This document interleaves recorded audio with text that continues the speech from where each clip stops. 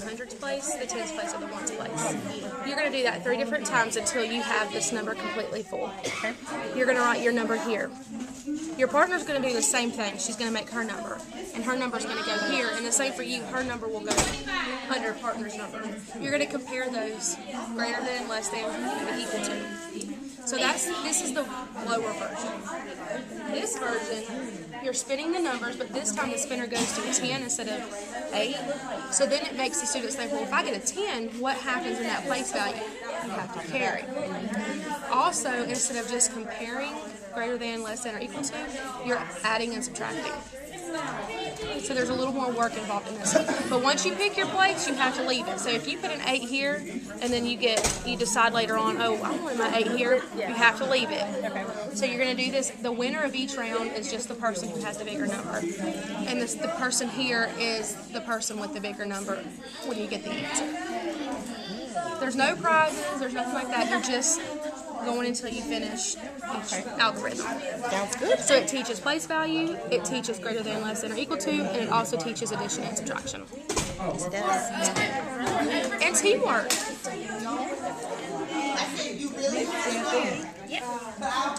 I love this. I want this.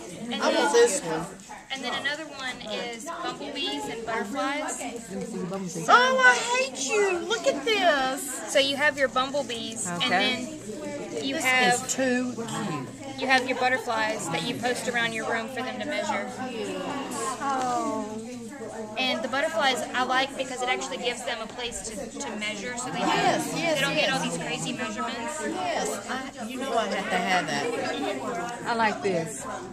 And this is more close to the standard inch than your worms. It is. It's a lot closer. But you have different sizes, and they're labeled. Oh my gosh, I love this Okay. idea. How does it work on the back of the? Oh, That one actually goes on this worksheet. Okay. Okay, so you send me the link, please. I'm gonna print this out for I'm my gonna class send now. it in an email to everyone. Okay. I just didn't want no one stealing my idea. Oh, It's kind of like you don't tell your friends your baby's name, so they don't steal it first. Said 1 out of 10. Very good. This is the same thing. It doesn't have any. Now I'm gonna trick you. What fraction does this represent? Yes.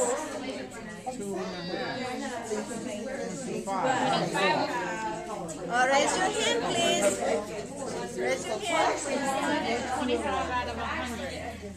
Excellent job. Good for you. It's 1 and 25. Well, it's 1 and 25 out of 100. So to write a decimal, to write it. Very good. You're very good in math. So it's 1. Yeah, 1 and 1 4. It doesn't have it. Okay, on this one, I created the chart, and I'm going to show you how to put the decimals so you know.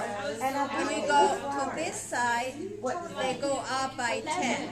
Going this side, they also go up by 10. So if I have 0.25, that is also the same as what? Raise your hand. If I have 0.25, what is the same as? 1/4. 1/4.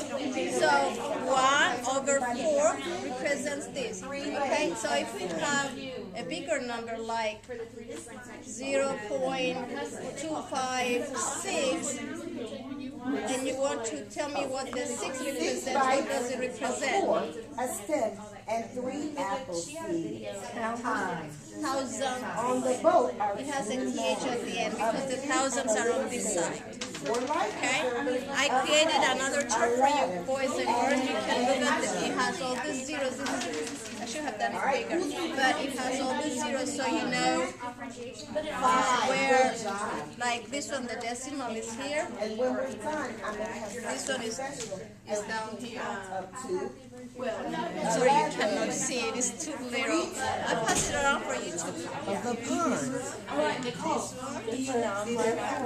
All right, so let's go ahead and start our lesson.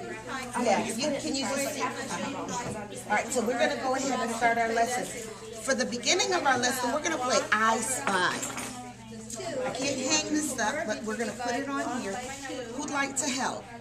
Rosalind, come and help me put on the cards. Okay. You want me to come around this way or come Yeah, come around this way, love.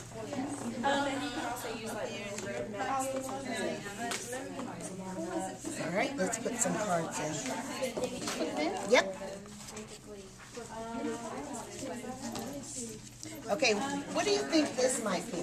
This is going to represent what? The 8th. 11. Good job. 1.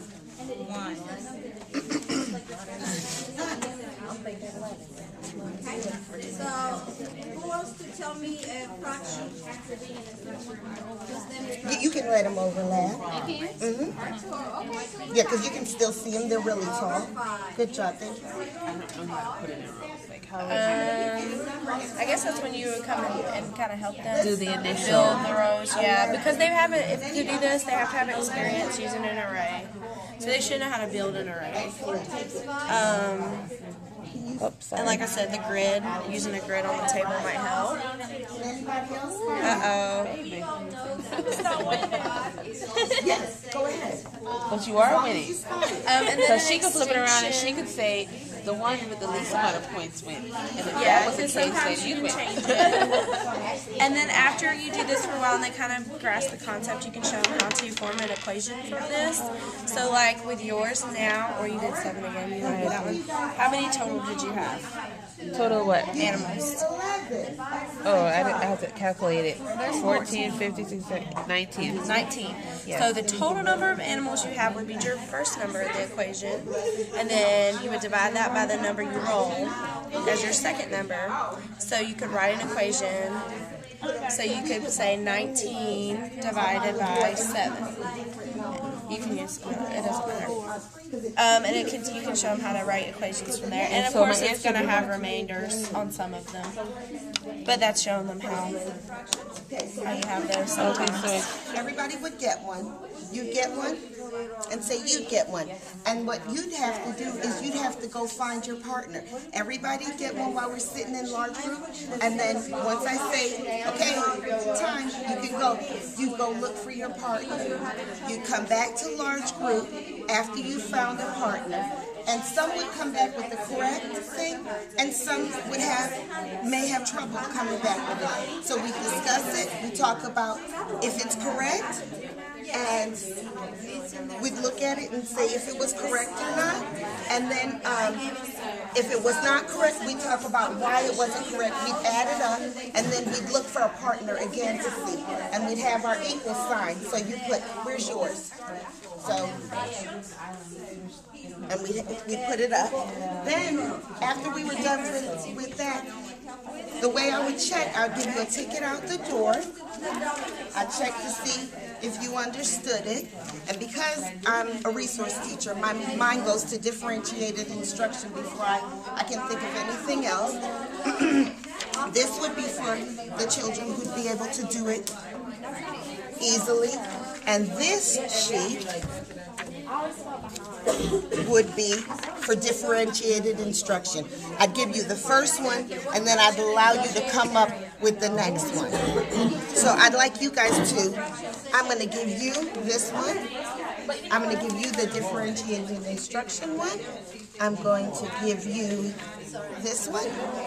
And then ladies, I'm going to give you, which one did I give you? Okay, I want you to have the other one. Here you are. I'm going to laminate some. This is a measurement fan, and each color is a different unit of, well, different style, I guess, of measurement, because you have standard measurement, you have metric, and then you have time. And there's 2 different versions. There's this version that has all of the stuff filled out on it, and then the students just write on the back what it is, as far as like periods of time, metric length. And then you have this version here that's got all the blanks in it, so the students go in and fill in the blanks for what each one is and equals. And then they would, The assessment. they would do the same for the back, they would write it. And if you have the really smart kids, you give them the blank one and have them make their own. So it's really cool. I like this.